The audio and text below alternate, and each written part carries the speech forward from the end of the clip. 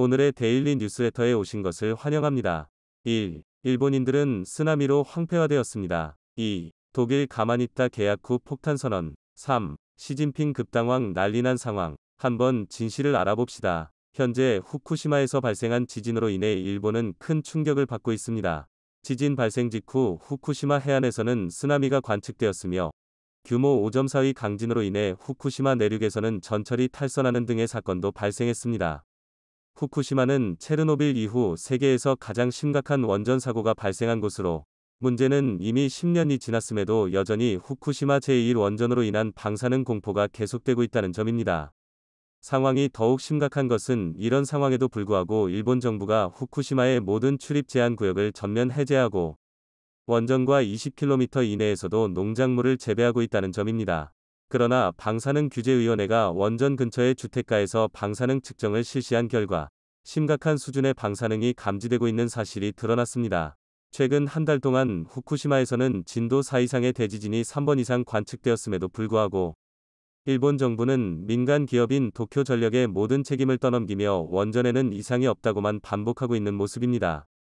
동시에 후쿠시마 동물들에게 심각한 변화가 나타났다는 내용의 제보들이 전 세계 언론에서 계속해서 보도되면서 일본 내에서 동일본 대지진이 올해 안에 발생할 수도 있다는 우려가 제기되고 있습니다. 더욱 불가사의한 사실은 이러한 전조 증상이 지속되고 있음에도 불구하고 일본 정부가 후쿠시마 부흥을 핑계로 후쿠시마에서 생산한 고급 쌀 브랜드인 코시히카리를 생산하고 기존 쌀보다 2배 이상 비싸게 판매하고 있다는 점입니다. 그러나 일본의 방사능 전문가들은 모여 후쿠시마 해안의 대륙판이 심각한 모습을 보이. 그럼 자세한 내용 살펴보도록 하겠습니다. 지난 4월 29일 일본인들의 공포의 대상인 후쿠시마 앞바다에서는 대낮에 예고도 없이 강진이 들이닥치며 이에 따른 심각한 피해가 발생했습니다. 다급히 지진 상황을 전한 일본 기상청에 따르면 4월 29일 15시 55분경 규모 5.4의 지진이 후쿠시마 앞바다를 강타했다. 지진의 진원지는 이바라키현 앞바다지만 후쿠시마 해안과 더욱 가까우며 문제는 지진의 깊이가 50km에 불과해 많은 피해가 발생했다는 긴급한 보도를 전했던 것입니다. 결국 우려하던 일이 터지고야 말았습니다. 지진 발생 직후 후쿠시마 해안에 쓰나미가 나타나는 모습이 관측되며 충격을 주고 있습니다. 현장 상황을 전한 일본 매체에 따르면 현재 후쿠시마현 이와키시 히사노하마에서 소형 쓰나미가 관측돼 지진의 진동이 얼마나 큰지 알 수 있는 모습이다. 더욱이 많은 일본인들이 공포에 떠는 후쿠시마 원전과 매우 가까운 지역에 쓰나미가 발생했다는 것이며 쓰나미를 목격한 주민들은 입을 모아 지진이 나타난 직후 물빠짐 현상이 나타나더니 이윽고 소형 쓰나미가 나타났다 라며 주장했지만 이러한 상황에도 불구하고 정부는 여전히 쓰나미를 인정하지 않는 모습입니다. 심지어는 지진에 의해 전철의 선로가 완전히 붕괴되는 일마저 발생했다는 사실입니다. 헬기를 통해 긴급 속보를 전한 일본 매체에 따르면 현재 이바라키현과 후쿠시마를 잇는 신칸센이 무너져 아비규환인 상황이다. 상황이 더욱 심각한 것은 수십 명의 엔지니어들이 긴급 수리를 진행하고 있지만 언제 수리를 마칠지 모른다는 것이며 확인 결과 계속된 지진의 충격으로 지반층이 무너져 피해 규모가 심각한 사실입니다. 또한 일본 국토교통성과 JR 고속은 자신들의 잘못이 아니라며 서로 책임을 회피하고 있습니다. 그런데 후쿠시마 제1원전에서 지진의 흔들림이 관측되면서 방사능 공포가 또다시 되살아난 일본입니다. 현재 방사능 피폭이 얼마나 위험한지는 러시아 전쟁이 보여주고 있습니다. 체르노빌 원자력 발전소를 점령했다가 철수한 러시아군이 방사능 노출 위험성에 대한 경고를 무시한 채 이 지역을 마음대로 헤집고 다니다 피폭된 정황이 확인됐다는 속보가 나왔습니다. 체르노빌은 1986년에 발생해 벌써 30년이 흘렀지만 그러나 후쿠시마 원자력 사고는 11년 도채 지나지 않아 훨씬 위험한 상황입니다. 당시 일본 정부는 민간 기업인 도쿄전력의 모든 책임을 떠넘기고 그동안 아무런 조치도 취하지 않으며 일본의 무능함을 전 세계에 알렸던 꼴입니다. 현재 4월 17일자 기사로 후쿠시마에서는 모내기가 시작됐으며 일본 정부는 후쿠시마의 거의 모든 출입 통제 구역을 해제했고 이제 원전과 불과 몇십 km에서도 농작물을 재배하고 있는 모습입니다. 이에 후쿠시마 지자체는 고급 쌀 전략을 취하며 일본 온라인 시장에서 코시히카리 쌀을 후쿠시마산임에도 불구하고 기존 쌀보다 몇 배 이상 비싼 가격에 판매하고 있던 것입니다. 후쿠시마 쌀의 고급화 전략으로 탄생한 코시히카리는 여러 식당에 납품될 가능성이 있으며 심지어 아사히 신문에 따르면 후쿠시마에서 생산된 쌀 80%가 편의점 등에서 사용된다는 충격적인 보도까지 전한 상황입니다. 과거 아베 신조는 후쿠시마의 현재 모습을 세계에 전하고 싶다는 뜻을 선보이며 결국 도쿄 올림픽 당시에도 후쿠시마 식재료를 이용해 외국 선수들에게 후쿠시마 음식을 선보이며 고급화 전략을 보인 바 있습니다. 그러나 상황이 더욱 심각한 것은 방사능 피폭으로 후쿠시마 원숭이에게서 일어난 변화를 전문가들이 주목하고 있습니다. 그런데 조사에 나선 것은 다름 아닌 일본 전문가들이며 도호쿠 대학의 후쿠모토 마나부 명예교수가 이끄는 연구진에 따르면 원자력발전소 사고 이후 후쿠시마에 사는 야생원숭이 성체의 골수에서 혈액의 기본 성분이 줄거나 태아 성장이 지연됐다는 연구 결과가 잇따라 보고됐다. 연구 결과를 보면 일본 원숭이에게서 커다란 변화가 생겼으며 동일본 대지진 이후 같은 지역에서 태어난 원숭이보다 키에 비해 몸무게가 더 가벼워졌다. 문제는 피폭된 원숭이는 몸이 작아졌는데 머리와 두뇌는 더 작아졌다라며 원숭이들이 숲에서 방사성 물질에 오염된 먹이를 먹어 피폭량은 사람보다 엄청나게 많았을 것이라는 폭탄 발표마저 쏟아졌으며 미국의 경제 잡지인 포브스 또한 방사능 피폭으로 후쿠시마 원숭이에서 일어난 3가지 변화라는 보도를 전해 전 세계에 후쿠시마 방사능의 위험성을 알리고 있던 것입니다.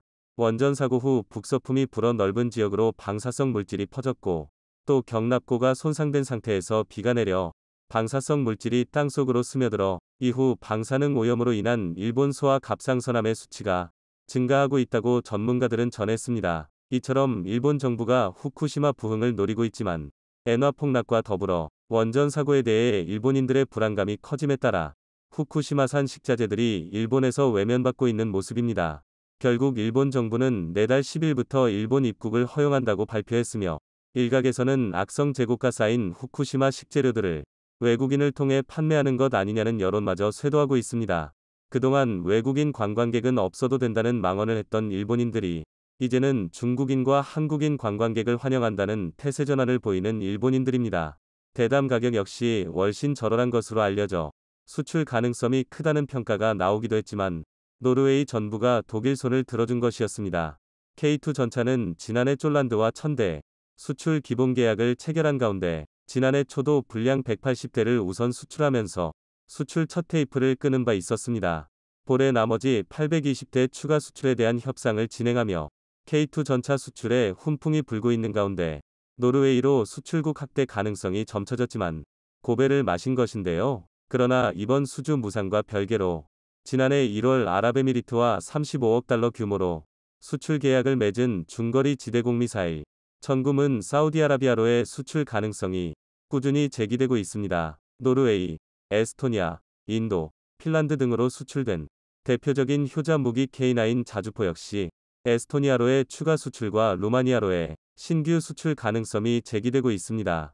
국산 검공격기 FA-50은 이미 인도네시아, 필리핀, 태국, 이라크, 쫄란드에 수출된 데 이어 볼해 안에 말레이시아로의 수출 계약이 성사될 것이란 관측이 나오고 있습니다. 국방부가 이번 K2 전차 수주 실패건을 두고 이례적으로 공식 입장문을 낸 것도 노르웨이로의 K2 전차 수출에는 실패했지만 K 방산 수출 전망은 여전히 잔밋빛이라는 점을 감조하려는 조치로 풀이되고 있습니다. 현 정부가 방위산업 수출 성과 확대를 역대 어떤 정부보다 감조하고 있는 점도 수출 무산에도 금점적인 의미를 부여하는 이 같은 입장문을 낸 배검으로 분석되고 있습니다. 군 관계자는 K 무기 수출을 추진하고 있는 국가는 여전히 많다며 이번 수출 무산한 건이 K 방산의 전반적인 수출 위축으로 확대 해석되는 일을 막기 위해 입장문을 낸 것이라고 밝혔는데요. 노르웨이가 독일 전차들 도입하기로 절정한 지 한 달이 지났으나 잡을이 지속되고 있습니다. 노르웨이 국방불자국이 2차례 현대로템에 K2 전차들 추천했으나 현지 국방부가 이들 무시한 것으로 드러났어였습니다. 방산 전문지 TU 등 노르웨이 매체에 따르면 FMA는 작년 현지 국방부에 보낸 서한에서 현대로템의 K2 전차 구매를 추천했다며 납기 실적과 가격, 성능을 고려할 때 한국 K2가 독일 KMW-42 레오파르트 EH 전차보다 낫다고 평가했다며 볼에 보낸 서한에서도 동일한 진론을 내렸다고 밝혔습니다. FMA는 두 전차의 세부 기술에 대해서는 구체적으로 적시하지 않았습니다. 다만 K2 전차는 중량이 60톤 미만으로 엔진은 1500마력으로 동일했는데요. 노르웨이 레나 기지에서 이뤄진 탁월한 성능을 입증했습니다. 가격 측면에서도 현대로템이 더 나은 조건을 제시했는데요. 노르웨이가 도입 분량을 72대에서 54대로 축소했을 때 한국은 단가를 유지했으나 독일은 인삼했습니다. FMA 위 서한이 공개되면서 독일의 수주를 둘러싼 논란은 가열되는 분위기를 보이고 있습니다. 노르웨이가 EA7 도입을 절점한 후 업계에서는 정치적 판단이 깔린 결론이라는 분석이 우세했습니다. 우크라이나 전쟁으로 안보 불안이 가중되는 상황에서 노르웨이가 북대서양조약기구 나토 핵심 회원국인 독일과의 관계를 무시할 수 없었다는 지적이었습니다. 요나스 가르 스테레 총리도 EA7 주력전차 54대를 주문하겠다고 밝히며 독일과의 관계를 감조한 바 있었습니다. 그는 북유럽 인접 국가를 비롯한 나토 핵심 동맹들과 계속해서 동일한 주력전차 기종을 운용하게 됐다며 이는 향후 독일과의 관계를 강화할 것이라고 설명했었습니다. K2 전차가 선정되지 않은 것은 기술력 문제가 아니라 나토 북대서양조약기구 동맹국 간 국방협력의 중요성을 고려했기 때문입니다. 마수드 가라칸이 노르웨이 국회의장이 언급한 발언입니다. 노르웨이는 기존 독일제 레오파르트 EA4 전차들 교체하는 신형 주력전차 MBT 사업을 추진해왔고 한국의 K2 흑표 전차가 레오파르트 EA7과 막판까지 검쟁을 벌였습니다. 하지만 최근 K2는 입찰 검쟁에서 탈락했습니다. 그동안 노르웨이의 대독일 정치적 입장 문제란 관측은 있었지만 구체적으로 어떤 문제들인지에 대해 의견이 분분했습니다. 이런 가운데 노르웨이의 내부 국립연구소에서 우크라이나 전쟁 이후 북해산 석유 및 천연가스를 둘러싼 노르웨이 독일의 특수관계들 언급해 눈길을 끌고 있습니다. 미국의 군사 전문 매체인 브레이킹 디펜스는 노르웨이 국제문제연구소의 선임연구원 연금을 인용해 노르웨이의 독일 레오파르트 전차의 구매 과정을 분석했습니다. 노르웨이의 요나스 가르 스테레 총리가 독일 KMW 크라우스 마페이 베그만사로부터 레오파르트 EA7 주력전차 54대들 주문할 계획이라고 발표한 이후 나온 보도였습니다. 매체에 따르면 노르웨이의 레오파르트 전차 선택은 천연가스들 매개로 한정치적 요인이 크게 작용했습니다. NUPI 관계자는 우크라이나 전쟁 이후 노르웨이 천연가스에 대한 독일의 의존도가 높아지면서 양자관계 독일과 노르웨이가 분명히 감화돼 왔다고 설명했습니다.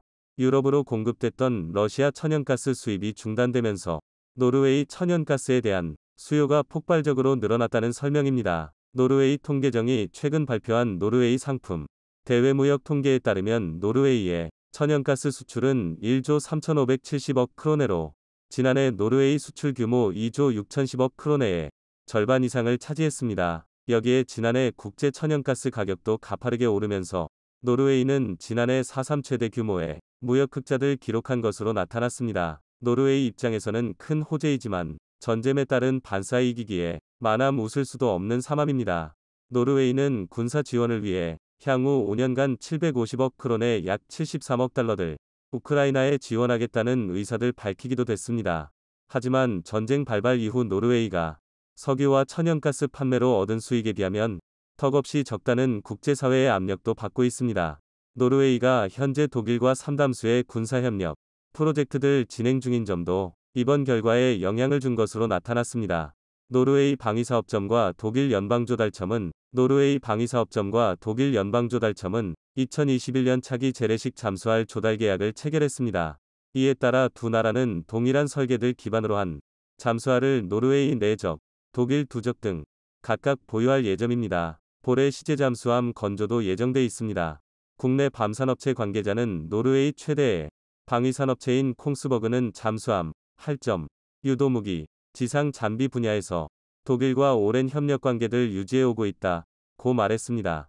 이 때문에 독일 눈치를 볼 수밖에 없었고 결국 한국 탱크를 선택하지 않은 이유라고 밝혀진 것입니다.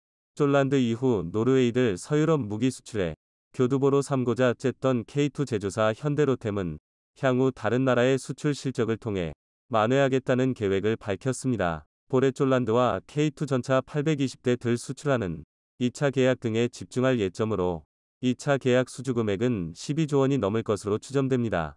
방위산업 전문가들은 이번 수주 실패가 유럽 무기 시장의 견고함을 보여준 것이라 보고 있습니다. 북대서양조약기구 회원국 간에 그동안 쌓아온 무기 거래들 여개 국가가 쉽사리 뚫기 어렵다는 점이 증명됐다는 것입니다. 또 쫄란드와 노르웨이의 무기 조달 환검이 확연히 달랐던 점도 고려해야 했었다는 분석도 나옵니다. 전문가들은 노르웨이군 총사령관 에이릭 크리스토페르센은 작년 말 노르웨이가 전차 도입을 미루고 장거리 전밀 유도 무기 젤리콥터들 도입하는 방안을 주잠했다고 밝혔습니다. 우크라이나 전쟁에 자국의 탱크를 공여해 안보 사점이 급했던 쫄란드와 다르게 노르웨이는 이번 독일의 신규 탱크 도입 시기를 2026년으로 잡는 등 전차 도입에 여유가 있었다는 분석입니다.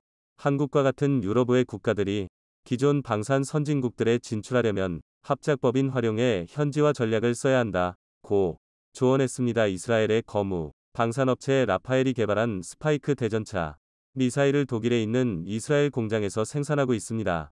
아물러 지휘자동화 체계 장비 등으로 판매 무기도 다변화해야 한다고 말했습니다.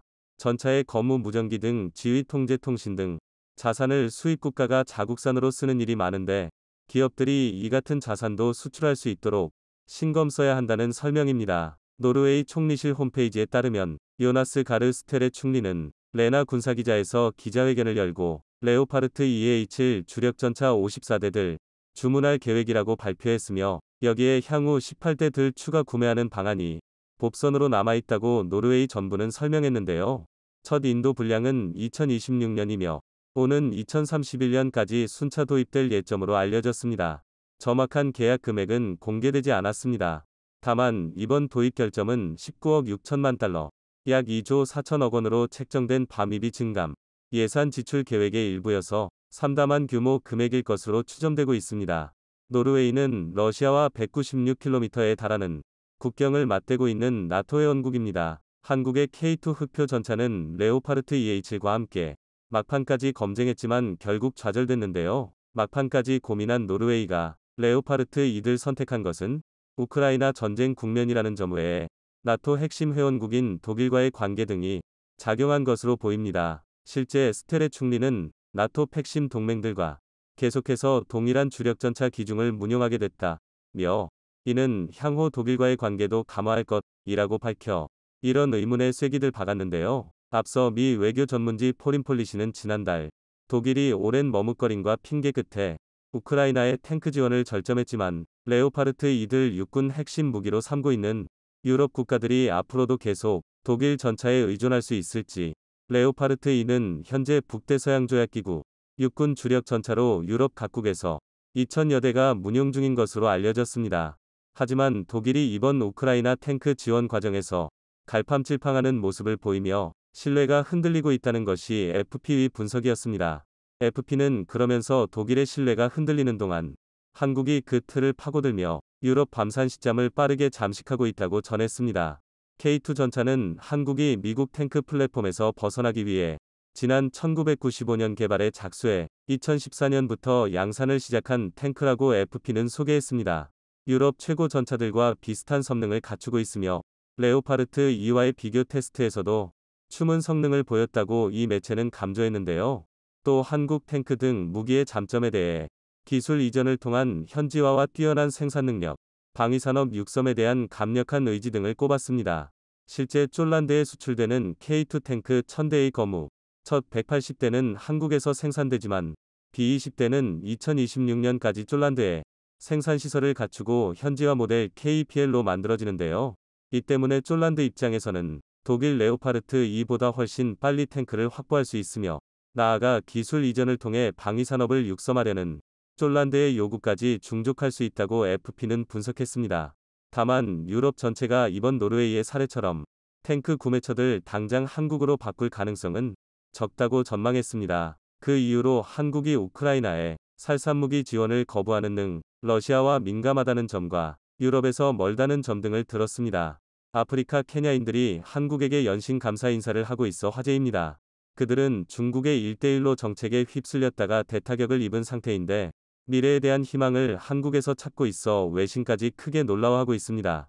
이런 모습에 중국 언론들은 분통을 터뜨렸고 한국으로 넘어간 케냐 대통령에게 아쉬움을 표하기도 했습니다.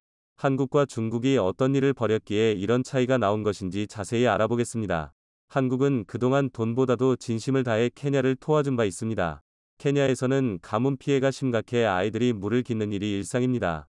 비다운 비가 내린 것은 4년 전이었는데 동아프리카 지역은 40여 년 만에 찾아온 역사상 최장 가뭄으로 상당수가 고통받고 있습니다. 아이들은 커다란 물통을 어깨에 이고 날마다 길게는 약 40km를 걷기도 했습니다. 말라버린 물을 찾아 지하 20m까지 파내려가는 일도 허다합니다. 해당 작업에는 아이들 13명 이상이 동원되는데 다치는 일도 상당한 것으로 나타났습니다. 해당 작업에는 아이들 13명 이상이 동원되는데 다치는 일도 상당한 것으로 나타났습니다. 한국 정부가 유니세프와 협업해 케냐 곳곳에서 태양광을 활용한 지하수 개발을 진행했기 때문입니다. 올해 완공된 시설에서도 시간당 6세제곱미터에 이르는 지하수를 퍼올리고 있습니다. 이로 인해 근처 마을 6곳 주민 1,400명이 깨끗한 물을 쓸 수 있게 됐다는 설명입니다.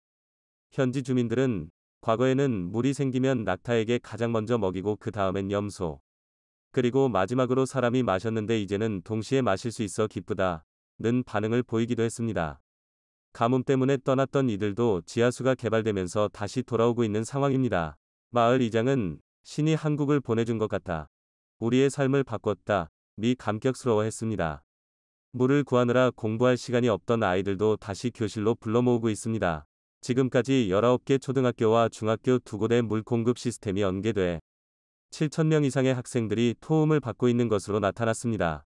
한국은 700만 달러의 예산을 투입해 99곳에 대한 시추 작업을 실시했습니다. 그리고 50개의 태양광 시설과 20개의 핸드펌프 등 71곳의 지하수 관정을 설치했습니다. 이로 인해 15만 명 이상에게 안전한 물을 전달하고 있는 중입니다.